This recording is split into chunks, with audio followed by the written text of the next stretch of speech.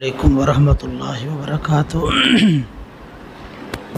नहमदुहु व नुसल्ली अला रसूलिहिल करीम, अम्मा बाद। फ़अऊज़ु बिल्लाहिस समीइल अलीम मिनश शैतानिर रजीम मिन हमज़िही व नफ़्ख़िही व नफ़्सिही। बिस्मिल्लाहिर रहमानिर रहीम। या अय्युहल्लज़ीना आमनू अतीउल्लाह व अतीउर रसूल व ला तुबतिलू अअमालकुम। ए ईमान वालो, अल्लाह की इताअत करो और रसूलुल्लाह सल्लल्लाहु अलैहि वसल्लम की इताअत करो और अपने आमाल को बातिल न करो।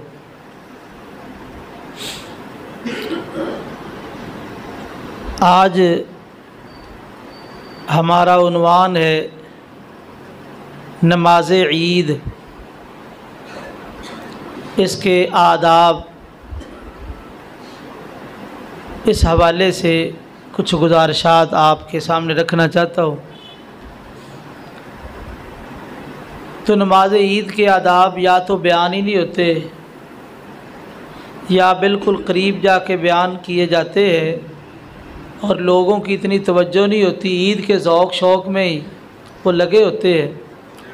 तो इसलिए मैंने मुनासिब समझा कि नमाज ईद के कुछ मसाइल आप अहबाब के सामने रखे जाए, ताकि हम ये जो अमल है सुन्नत के मुताबिक अदा करें और इसके तमाम फ़वाइद व समरात को पूरी तरह हासिल करें। अल्लाह ताला ने मुसलमानों को दो ईदें अता की हैं। नबी करीम सल्लल्लाहु अलैहि वसल्लम जब मदीना में आए तो मदीना वालों के सालाना 2 दिन खेल कूद के लिए मखसूस थे। तो सहाबा ने गुजारिश की, अल्लाह के रसूल हमारे लिए भी कोई दिन मुतय्यन कर दे। तो आपने फरमाया कि अल्लाह ताला ने तुम्हें उन 2 दिनों के बदले में 2 दिन अता कर दिए, एक यौमुल फ़ितर और दूसरा यौमुल अज़हा।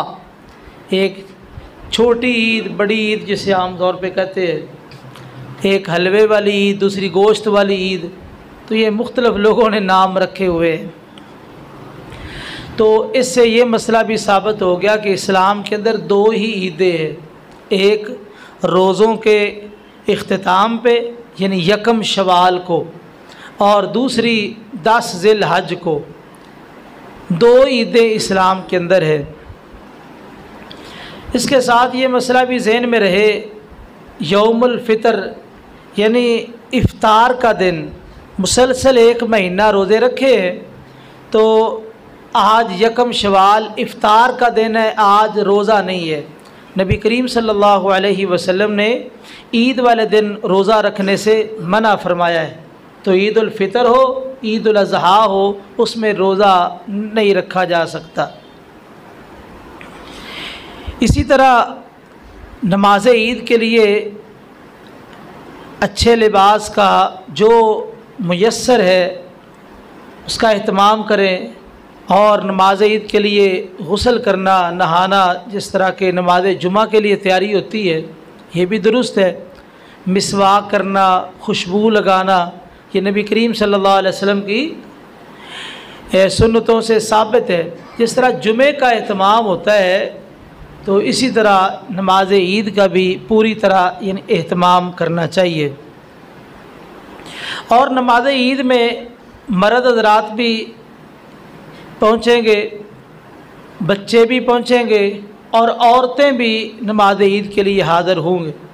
नबी करीम सल्लल्लाहु अलैहि वसल्लम के दौर में यानी साहबिया बयान करती है उम्मे अतिया रज़ी अल्लाह ताला अन्हा कि हमें हुक्म दिया जाता था कि हम उन बच्चियों को भी, छोटी बच्चियाँ जो अभी तक बलूगत के करीब हैं, उनको भी निकालें और इसी तरह जिनके पास कोई दुपट्टे वगैरह नहीं है, कपड़े ज़्यादा नहीं हैं, उनको कोई दूसरी औरत दुपट्टा वगैरह दे दे।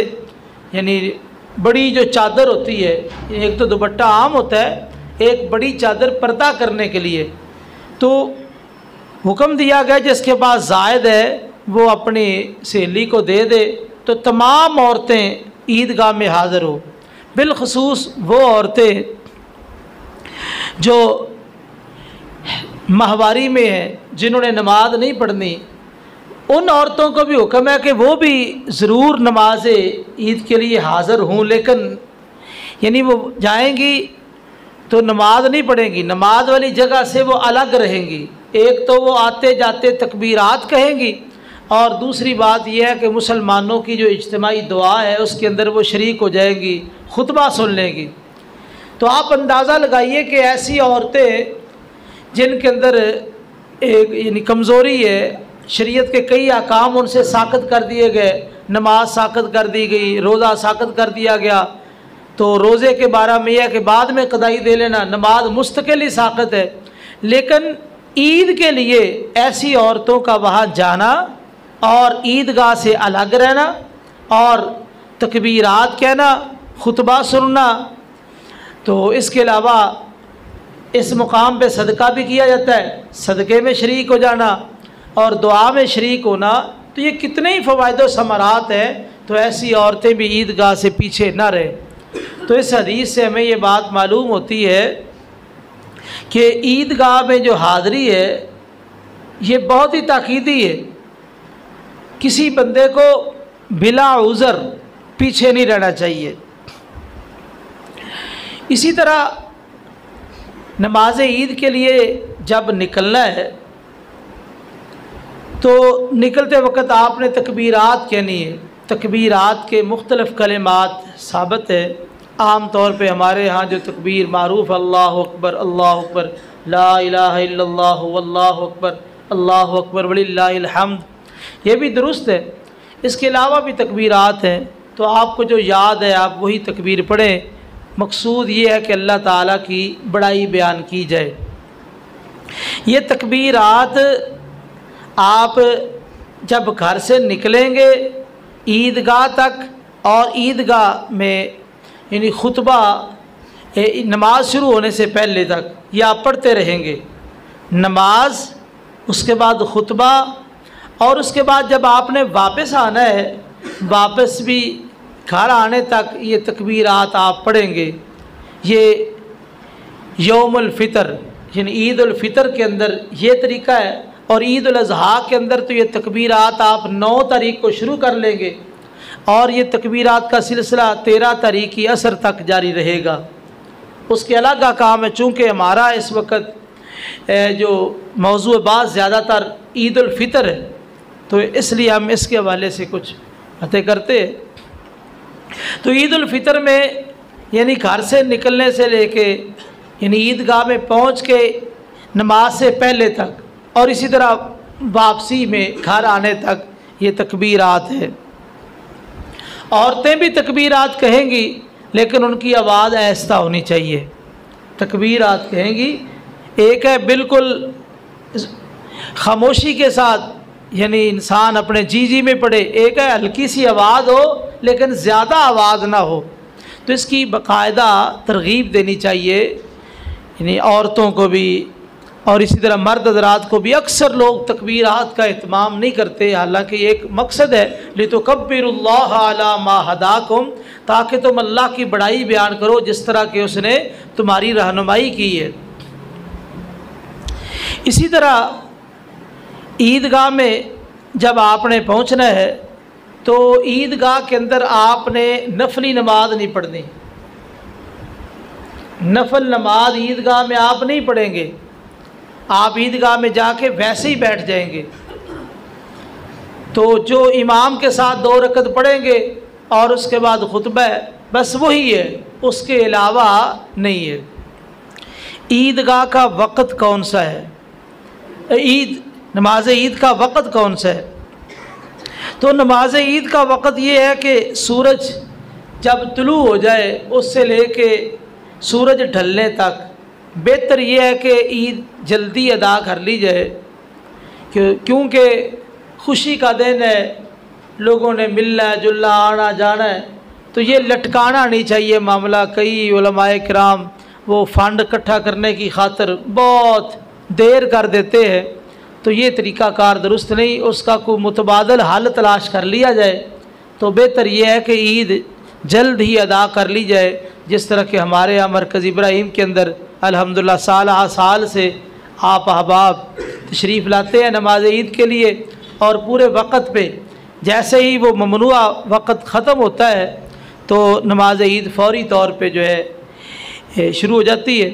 तो इस दफ़ा भी अल्हम्दुलिल्लाह 6:53 पे इंशाल्लाह 5:53 पे तो इंशाल्लाह ये नमाज ईद खड़ी होगी।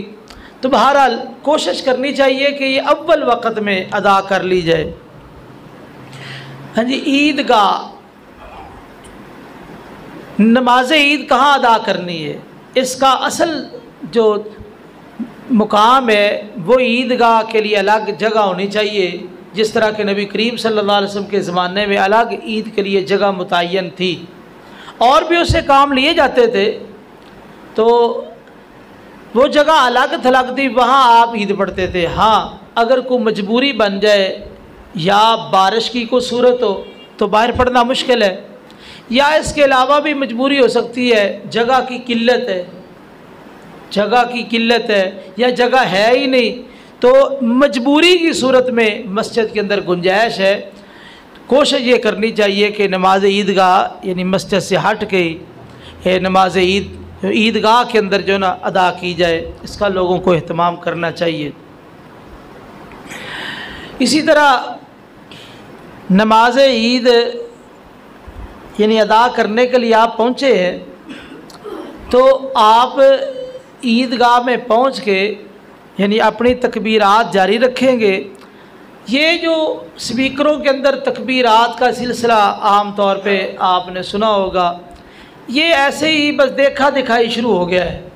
ये कोई सुन्नत नहीं, कोई मुस्तहब नहीं, कोई देखो ये इनफरादी ज़िक्र है कि हर बंदा तकबीर कहे, तो स्पीकर में बावाज़ बुलंद तकबीरात पढ़ना ये बच्चे बस शौक़ से पढ़ते रहते हैं, लेकिन याद रखिए ये तरीका साबित नहीं है। हर बंदा अलग अलग अपनी तकबीर पढ़े। इसी तरह नमाज ईद से पहले कोई खुतबा नहीं है, खुतबा नमाज ईद के बाद है, पहले खुतबा नहीं है, कोई वाज़ व नसीहत नहीं है, सिवाय इसके कि आप यानी आप इतना बता दें सफ़ बंदी के बारे में या कोई नमाज का तरीका बता दें हल्का सा वो भी इशारतन, लेकिन तफसील के साथ को वाज़ व नसीहत नमाज से पहले नहीं है, नमाज के बाद ही खुतबा है। और इसी तरह नमाज ईद से पहले अज़ान भी नहीं है, नमाज ईद से पहले इकामत भी नहीं है। तो इसी तरह ईदगाह के अंदर मिंबर ले जाने की ज़रूरत नहीं है, वैसे ही इमाम खुतबा देगा। अगर लोग ज़्यादा है तो फिर इमाम थोड़ी सी ऊंची जगह पे खड़ा हो जाए ताकि लोगों तक बआसानी आवाज़ पहुंच सके। इसी तरह यानी औरतों के लिए अलग इंतज़ाम बापर्दा इंतज़ाम करना चाहिए। तो अगर औरतों तक इमाम या ख़तीब की आवाज़ पहुंच रही है तो फिर दूसरा खुतबा देने की ज़रूरत नहीं है। अगर कोई ऐसी मजबूरी है, औरतें भी ज़्यादा है मर्द भी ज़्यादा है, इमाम की आवाज़ वहाँ तक नहीं पहुँच सकती, स्पीकर नहीं है, स्पीकर नहीं है, आवाज़ नहीं पहुँच सकती, ऐसी सूरत में मर्दों को अलग खुतबा औरतों को अलग खुतबा भी दिया जा सकता है। लेकिन ये एक ख़ास इल्लत आजकल वैसे इसकी कोई ख़ास मजबूरी नहीं है, स्पीकर का इंतज़ाम होता है, मर्दों को औरतों को बराबर आवाज़ पहुँच रही है। ये तो बहुत ही कोई इक्का दुक्का कोई शादो नादर वैसा मसला हो, कोई मजबूरी हो, बिजली नहीं है, स्पीकर नहीं चल सका या मर्दों औरतों दोनों को आवाज़ नहीं पहुँच सकी, तो औरतों को खुतबे से मारूम नहीं करना, तो उनको इमाम या ख़तीब दोबारा एक खुतबा दे देगा। तो इसकी गुंजाइश हदीस से मौजूद है। इसी तरह ईद के मौका पर नबी करीम सल्लल्लाहु अलैहि वसल्लम सदक़े की भी तरगीब देते हैं, सदका भी करना है, ये भी एक बाकायदा अमल है।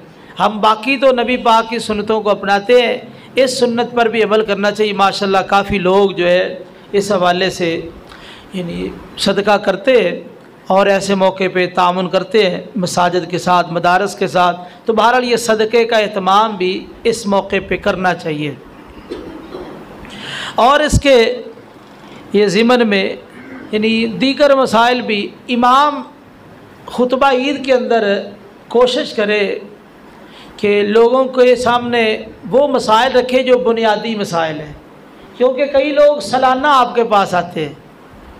आप खुतबा ईद के अंदर बुनियादी मसाइल या इसी तरह शरीयत के अंदर जिन मसाइल को बहुत ज़्यादा अहमियत हासिल है वो मसाइल बयान करें ताकि लोगों को दीन के करीब किया जा सके। इसी तरह अगर कोई महल्ले या मुआशरे का कोई ख़ास मसला है, ख़ास परेशानी है, तो वो भी नमाज ईद के अंदर, खुतबा ईद के अंदर आप ज़िक्र कर सकते हैं, क्योंकि लोग जमा है, महल्लेदार जमा है, तो खुतबा ईद के अंदर आप उनके सामने वो मसला रख सकते हैं। आपने उस हवाले से कोई हिकमत अमली अपनाई है तो आप बयान कर सकते हैं, तो ये भी खुतबा ईद के अंदर चीज़ पेश की जा सकती है। तो बहरहाल वाज़ व नसीहत कुरान और हदीस की रोशनी में होनी चाहिए। इसी तरह ईद के बाद मुलाकात करना, तो मुलाकात के अंदर अव्वल तो मुसाफ़ा है, मुसाफ़ा मुआनका करना। बाद लोग इस मुआनके को हदीस से साबित करना शुरू कर देते हैं कि हदीस से इस मौके पर मुआनका साबित नहीं है, यानी गले मिलना जिसे कहते हैं। अब वो फतवा लगा देते हैं जी गले मिलना ईद के मौका पे ये साबित नहीं है, लिहाजा तो मिलो ही ना। आपके पड़ोस में एक मस्जिद है, वहाँ एक ख़तीब साहब होते थे, उन्होंने ये मसला बयान किया ईद वाले दिन कि ईद के बाद मुआनका करना नबी करीम सल्लल्लाहु अलैहि वसल्लम से साबित नहीं है, तो लिहाजा कोई बंदा मुआनका ना करे। हुआ क्या, अब लोगों के एक रूटीन बनी हुई है, कुछ इलाकाई बातें होती हैं, शरीयत के मुखालिफ नहीं होती।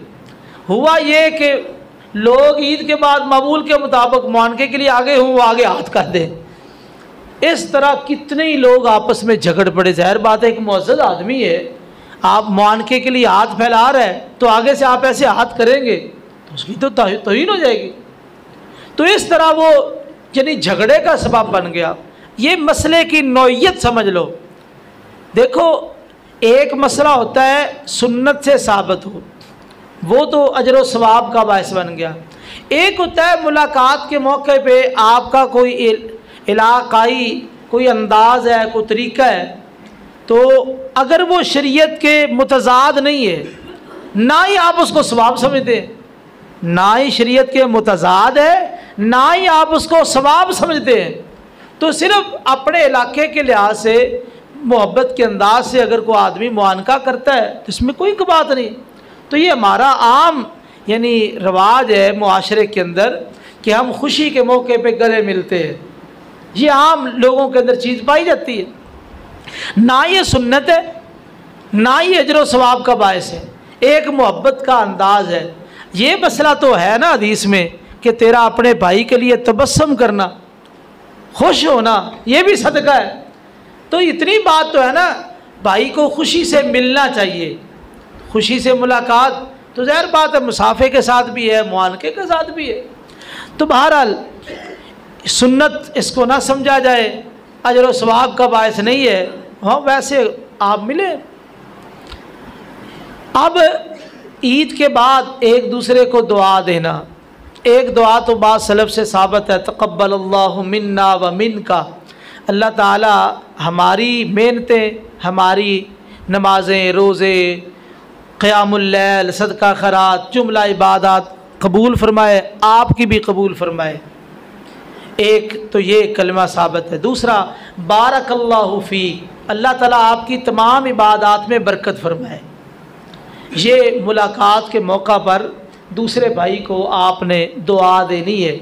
इन दोनों में से कोई आप आम तौर पे तक़ब्बलल्लाहु मिन्ना व मिनका ये कलिमा ही बोला जाता है, तो बहरहाल बारकल्लाहु फ़ीक ये भी कहा जा सकता है। तो इसके बाद आपने अपने घरों में जाना है, तो इस पे मौके पर एक ईदी भी है। ज़ाहिर बात आप बच्चों को ईदी देते हैं और इसी तरह रिश्तेदारों को ईदी देते हैं, तो कई मसाजिद में जो ना आइम्मा खुद्दाम जो होते हैं वो सारा साल खिदमत करते हैं, तो आप कोशिश करें आप उनसे भी अपनी मोहब्बत का इजहार करें। ये कोई बुरी चीज़ नहीं है। खुशी के मौके पे अपने दोस्तों को याद रखना, और बिलखुसूस वो अहबाब जो आपके साथ गहरा ताल्लुक़ रखते हैं, सुबह शाम बार बार उनके साथ आपका राबता है, तो इनके साथ भी मोहब्बत का इजहार करना चाहिए। अल्लाह ताला ने खुशी दिखाई है, अल्लाह और भी खुशियाँ दिखाए। नबी करीम सल्लल्लाहु अलैहि वसल्लम का एक फ़रमान भी है, इब्गूनी फ़ी ज़ुअफ़ाइकुम, मुझे अपने कमज़ोरों में तलाश किया करो। कमज़ोरों में आप क्या करते थे? यानी उनकी हाजात को पूरा करना, ज़रूरियात को पूरा करना, उनसे मोहब्बत का इजहार करना, उनको तोहफ़े तोहफ़ देना। तो ये कमज़ोरों को भी साथ लेके चलना चाहिए। ये मस्जिद की खिदमत करना बहुत बड़ा अजर है। 5 वक़्त की नमाज़ पढ़ाना पाबंदी के साथ, ये भी बहुत बड़ा अजर का बायस है। तो बहरहाल कई जगह से ऐसी शिकायतें आती है कि मस्जिद के जो खुद्दाम है या इसी तरह जो आइम्मा है, उनको एक मुलाजम की हैसियत से ही समझा जाता है। देखो, ड्यूटियाँ तो हम सारे ही करते हैं, हम सारे ही कोई ना कोई ड्यूटी कर रहे हैं। तो देखिए, सबसे बेहतरीन ड्यूटी किस इंसान की है? जो मुसल्ले पे खड़ा है, जो मुसल्ले पे खड़ा है। तो हम भी तो मुलाजम ही है ना, लेकिन ये मुलाजम हकीकत में अल्लाह का है। उसकी मेहरबानी को उसने हमें वक़्त दिया। मस्जिद की खिदमत करना कितना बड़ा अजर है। तो इसलिए इन चीज़ों को मद्देनज़र रखना चाहिए। कई जगह से शिकायतें आती है, वो माशाल्लाह पूरे मिलेंगे भरपूर तरीके से, बड़ी मोहब्बत से, बड़े प्यार से मिलेंगे, लेकिन ये तौफीक नहीं होती कि वो जो है ऐसे मौके पे अपने जो ये अच्छे साथी है, अच्छे ताल्लुक़ वाले, इनके साथ भी मोहब्बत का इजहार करे। तो बहरहाल ये चीज़ भी ज़हन में रखे। नमाज ईद से और ख़ुतबा ईद से फ़रागत के बाद आपने अपने घरों में जाना है, तो रास्ता बदलना है। नबी करीम सल्लल्लाहु अलैहि वसल्लम की सुन्नत है, जिस रास्ते से आप आते थे वापस उस रास्ते से नहीं जाते थे, रास्ता भी तब्दील करना है। ये भी आपकी सुन्नत है। और इसी तरह ईद वाले दिन कोई जायज़ जो खेल कूद है उसका भी एहतमाम, जायज़ खेल कूद जो शरीयत के अंदर ममनू नहीं है उसका भी एहतमाम करना चाहिए, ताकि वो महल्लेदार नौजवान इकट्ठे हो, मुलाकात हो, पुरानी यादें ताज़ा होती हैं, इससे भी मोहब्बत दुबाला हो जाती है। और इसी तरह ये खाने पीने के भी दिन है, ख़ुद भी आप खाएँ पिएँ, जो आपके पड़ोस में ज़रूरतमंद हैं उनको भी आप खिलाएँ, उनके घर में भी तोहफ़े तोहफ़े भेजें, तो इससे मोहब्बत में इजाफ़ा होता है। वैसे भी इस्लाम के अंदर जो मवद्दत मोहब्बत का दरस दिया गया है वो यही है ना, खुशी के मौके पे और इसी तरह दूसरे मौके पे अपने साथियों को, पड़ोसियों को, महल्लेदारों को याद रखना चाहिए। इसी तरह दावत भी दी जा सकती है, आप किसी को अपने घर स्पेशल बुला के खाना खिलाएं, ये भी अच्छी बात है। तो बहरहाल ये चंद चीज़ें थी ईद उल फितर के हवाले से। एक मसला ज़िम्न में रह गया, नमाज यानी ईद उल फितर के लिए जब निकलना है आपने, तो आपने कुछ ना कुछ खजूरें खानी है, ताक खजूरें, ये नबी करीम सल्लल्लाहु अलैहि वसल्लम की सुन्नत है। ईद उल फितर के लिए जब आप निकलते तो आप ताक खजूरें खा के निकलते। जिस तरह अगर किसी ने यानी खजूर वगैरह या कोई और भी चीज़ खानी है तो ताक खानी है, ये भी आपकी सुन्नत है। लेकिन ईद उल अज़हा के लिए नबी पाक कुछ भी खा के नहीं जाते, वापस आके खाते। तो ईद उल फितर के अंदर ये भी एक सुन्नत है नबी करीम सल्लल्लाहु अलैहि वसल्लम की। तो ये चंद मसाइल आपके सामने रखे। तो बहरहाल उम्मीद है कि इंशाअल्लाह ये मुफीद साबित होंगे। कोशिश करें कि ये अमल भी हमारा सुन्नत के मुताबिक हो, ताकि अल्लाह ताला इसको कबूल फ़रमाए, हमारी निजात का ज़रिया बन जाए। अक़ूलु क़ौली हाज़ा व अस्तग़फ़िरुल्लाह ली व लकुम व लिसाइरिल मुस्लिमीन वल मुस्लिमात। हाँ जी, इसके साथ ये मसला भी ज़रूरी था। तो उस्ताद ही होते हैं। तो सदक़ातुल फ़ितर, ये जो सदक़ातुल फ़ितर है इसका मकसद क्या है? हम रोज़े रखते हैं, इंसान होने के नाते से रोज़े के दरमियान कुछ कोताहियाँ हो जाती है, ज़ुबान से ऐसे बोल निकल गए जो नहीं बोलने चाहिए थे, और भी इसी तरह कई कमज़ोरियाँ हैं। तो अल्लाह ताला ने हमारे ऊपर बड़ी रहमत फरमाई है, बड़ा करम फरमाया है कि अल्लाह ताला ने ये सदक़ातुल फ़ितर लाज़म कर दिया कि ये सदका दे दो, रोज़े की जितनी कमज़ोरियाँ कोताहियाँ हैं अल्लाह सारी माफ़ कर देगा। ये रोज़ों को पाक और साफ़ करने के लिए। तो देखिए कि इतना ही अल्लाह ताला ने हमें खूबसूरत प्रोग्राम दिया है।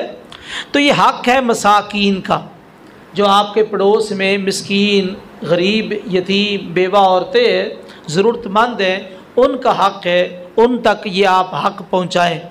अगर आप महल्ले के अंदर तकसीम कर चुके हैं, पैसे बच गए, तो फिर आप ये मदारस को भी दे सकते हैं, जिस तरह के बाद उलमा का फतवा है। इसमें जो एक खूबसूरत तरीका है वो मैं गुजारिश कर देता हूँ। वो तरीक़ाकार ये है कि ये फितराने का फ़ंड एक जगह पे जमा कर लिया जाए, महल्ले की सतह पे, मस्जिद की सतह पे इसको जमा कर लिया जाए। जमा करके महल्ले के अंदर गरीब, यतीम, मिस्कीन, बेवा औरतें, उनकी लिस्ट बना ली जाए। लिस्ट बना के एक अच्छे तरीके के साथ उनके घर में ये फ़ंड दे दिया जाए। ये भी एक मुनासिब तरीका है। हमने अपने गांव के अंदर ये सिलसिला शुरू किया था, तो हमें इसके बड़े फ़वाइद मिले हैं। देखो, एक है इनफरादी देना, एक है कि एक इज्तिमाई सूरत पे आप अच्छे अंदाज के साथ, फिर हर किसी को बसा औकात ये होता है, बाद लोग नुमायाँ होते हैं, बाद लोग नुमायाँ नहीं होते। जो नुमायाँ है वो एक बंदा 40 बंदों का फितराना जमा कर लेता है, जो नुमायाँ नहीं है अब वो बेचारे, उनको सिवाय एक दो के कोई देता ही नहीं है। तो इस तरह यानी एक मुनासिब कमेटी बन जाए जो महल्ले के अंदर ऐसे लोगों पे नज़र रखे, तो अब उन पे मुनासिब तरीके से ख़र्च किया जाए, मदारस में जमा कर दिया जाए, या दूसरे इलाके में भी जहाँ को मुनासिब लोग हों आप उन पे ख़र्च कर सकते हैं। कई दफ़ा ऐसे लोग रब्ता करते हैं जो ज़रूरतमंद होते हैं, कई बेवा औरतें होती हैं, मुतल्लका औरतें होती हैं, कई दफ़ा यानी राब्ते फ़ोन आते हैं जी हमारे साथ को तावन करवाएं। तो बहरहाल मैं वैसे इरादा रखता हूँ कि इंशाअल्लाह लाइब्रेरी तो हमारी बन चुकी है, इसके अंदर हम मुस्तकिल तौर पे एक जो ना फ़ंड कायम करना चाहते हैं, जिसमें इंशाअल्लाह बहबूद उलमा के साथ जो कमज़ोर हैं, बीमार हैं, या इसी तरह जो सही मुस्तहिक़ है, कुछ शराइत इस हवाले से रखी जाएंगी। तो इंशाअल्लाह हम एक फ़ंड कायम करेंगे जिसमें हमारा ये सारा साल ही एक सिलसिला जारी रहेगा, ताकि हम कमज़ोर लोगों के साथ खड़े हो सकें और उनको हम इतना तामुन करें कि वो मुआशरे के एक बेहतरीन फ़र्द बन जाए और सफ़ेद पोशी जो है वो भी उनकी बरकरार रहे।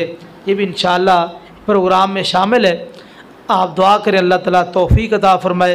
तो ये सदक़ातुल फ़ितर जो आम जिन्स हम खाते हैं ना, उसमें से दिया जाता है। तो आम हमारे खाने में गंदम है, तो गंदम कितनी देनी है? 1 सा आपने गंदम देनी है। तो सा के बारे में उलमाए किराम का इख्तिलाफ है। आम तौर पे हमारे यहाँ 2 तहकीकें चल रही है। एक तहकीक है मुबारकपुर, हिंदुस्तान के अंदर एक ज़िला है, उसके उलमा मौलाना अब्दुर्रहमान मुबारकपुरी, मौलाना उबैदुर्रहमान मुबारकपुरी रहिमहुमुल्लाह, उनकी तहकीक है, और दीगर उलमा जिनके मौलाना सफ़ीरुरहमान मुबारकपुरी जिन्होंने रहीकुल मख्तूम लिखी है रहमतुल्लाह अलैह, तो उनकी तहकीक के मुताबिक सा है मदीने का तकरीबन 2.5 किलो, पूरा 2.5 किलो नहीं, तकरीबन 2.5 किलो। और जदीद जो तहकीक आई है ये ग्रामों के अंदर, इस तहकीक के मुताबिक 2100 ग्राम, 2 किलो और 100 ग्राम, तो ये उनकी तकरीबन 2.5 किलो और ये 2100 ग्राम जदीद जो ग्राम के मुताबिक तहकीक आई है। तो इस हवाले से जो आम तौर पे उलमाए किराम ने फितराना गंदम के हिसाब के उसका फ़ी का अंदाज़ा निकाला, वो 300 रुपये है। 300 रुपये गंदम के हिसाब से। इसी तरह जौ है, आगे खजूरें हैं। तो अगर कोई आदमी देना चाहता अपने शौक़ से, वैसे जो ज़रूरी है वो है जो आम हमारी जिनस है वो गंदम ही है। तो वैसे तो सदक़े से कोई रोकता ही नहीं, आप जितना मर्ज़ी सदका करें, आपको इख्तियार है, अल्लाह ने आपको वुसअत दी है तो आप सदका करें। तो लेकिन जो फ़र्ज़ है वो इतना ही है। तो बेहतर तरीका, यानी जिनस वाला भी अगर कोई आदमी उसका एहतमाम करता है तो पैसे उसके बदल है, पैसे बदल है। और ये फितराना देने का वक्त कौन सा है? ये नमाज ईद से पहले पहले कोशिश करें कि आप 2-3 दिन पहले दे दें ताकि ज़रूरतमंद अपनी ज़रूरत पूरी कर ले। नहीं तो नमाज ईद से पहले पहले आप हर सूरत में ये जमा कराएंगे। ईद से पहले अदा होने वाला वो सदकातुल फितर है और ईद के बाद आप अदा करेंगे तो वो सदका है। देखो फ़र्क समझिए। अब नमाज ईद और ख़ुतबा ये आधा घंटा लगता है, आधा घंटा पहले वो पैसे खर्च करें तो सदकातुल फितर, आधा घंटा बाद आप वही पैसे दें तो सदका है। फ़र्क क्या है? सुन्नत का फ़र्क क्या है? सुन्नत का। बात तो सुन्नत की है। इसी तरह ईद उल अज़हा के मौका पर नमाज ईद से पहले आप जानवर ज़बह कर दें तो वो गोश्त का जानवर है, नमाज ईद के बाद आप ज़बह करें तो वो कुर्बानी का जानवर है। बात क्या है? फ़र्क क्या है? सुन्नत। तो बात तो सुन्नत की है, दीन में सारी बात सुन्नत की है। तो इसलिए ये सदक़ातुल फ़ितर के हवाले से कुछ गुज़ारिशात थी। अल्लाह ताला से दुआ कि अल्लाह ताला हमें दीन की समझ नसीब फरमाए और अमल की तौफ़ीक नसीब फरमाए। दोस्तों के ज़हन में कुछ सवाल हो तो कर लिया करें, मसला नहीं है। हाँ जी।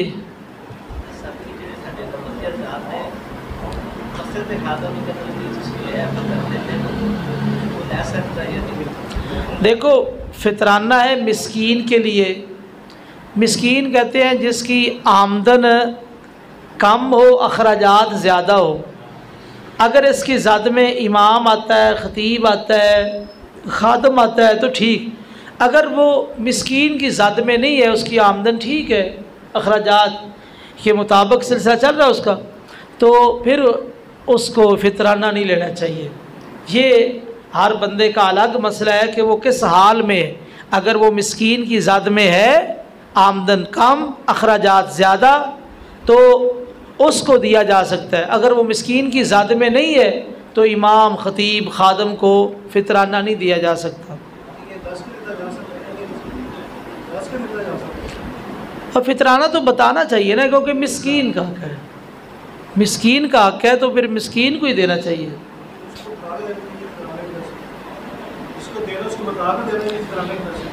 बताना चाहिए। अगर आप 100% जानते हैं कि ये बंदा ज़रूरतमंद है तो उसको ज़रूरत नहीं बताने की, लेकिन ऐसा बंदा जिसके बारे में आप शुबे में है कि पता नहीं ये ज़रूरतमंद है कि नहीं, उसको बताना चाहिए।